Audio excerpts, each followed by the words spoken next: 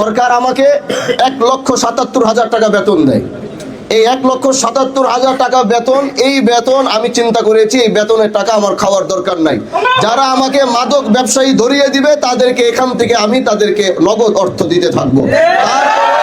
কিন্তু দুঃখের বিষয় হলো আজকে যখন ইউনো অফিসে বসে আমি কথা বলছি, গতকালকে রাতে আমার কাছে রিপোর্ট আসলো এই এলাকার মানুষ কষ্ট করে ওই সবচেয়ে বড় মাদক ব্যবসায়ী মনিকাকে ধরিয়ে দিয়েছিল। মনিকাকে ধরিয়ে দেওয়ার পর মনিকা 3 দিনের মাথায় আবার চলে আসছে, তাই না?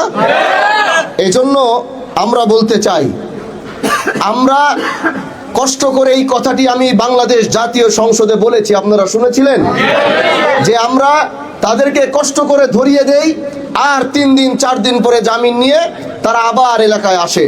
কিন্তু আমি বলবো এই মনিকার উপরে এই এলাকার প্রতিটা মানুষ, এরকম যত মনিকা আছে আর মনিকার যত ভাই ব্রাদাররা আছে প্রত্যেকের উপরে নজর রাখবেন, কেউ যেন আগামীতে 1 পিস ইয়াবাও যেন এই দেশে বিক্রি করতে না পারে।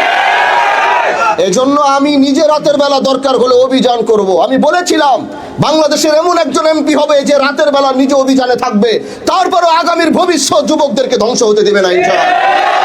এজন্য আমি আজকে ইউনূস সাহেবের সাথে কথা বলেছি। আমি মাদারীপুর 2 জাহানদারির ভাই এবং মাদারীপুর 3 খোকন ভাই, আমি আগামীতে এই 2 জনকে নিয়ে খুব দ্রুত মাদারীপুর জজের সাথে, জজ যিনি আছেন তার সাথে আমি মিটিং করব এবং তার সাথে মিটিং করে তাকে আমরা বলবো যে মাদারীপুরের মাদকের অবস্থা যেমন, আপনারা যদি 2 দিন পর পর ছেড়ে দিবেন তাহলে আমাদের পক্ষে এই দেশকে মাদক মুক্ত করা সম্ভব হবে না। এজন্য তাদের সাথে মিটিং করে কিভাবে মাদক ব্যবসায়ীরা যেন ছাড় না পায়, তারা যেন ঢুকলে মুহূর্তের ভিতরে বের না হতে পারে, সেই দায়িত্বটা আমি আগামীতে খুব শীঘ্রই তাদের সাথে মিটিং করে আমরা এটার ব্যবস্থা করব।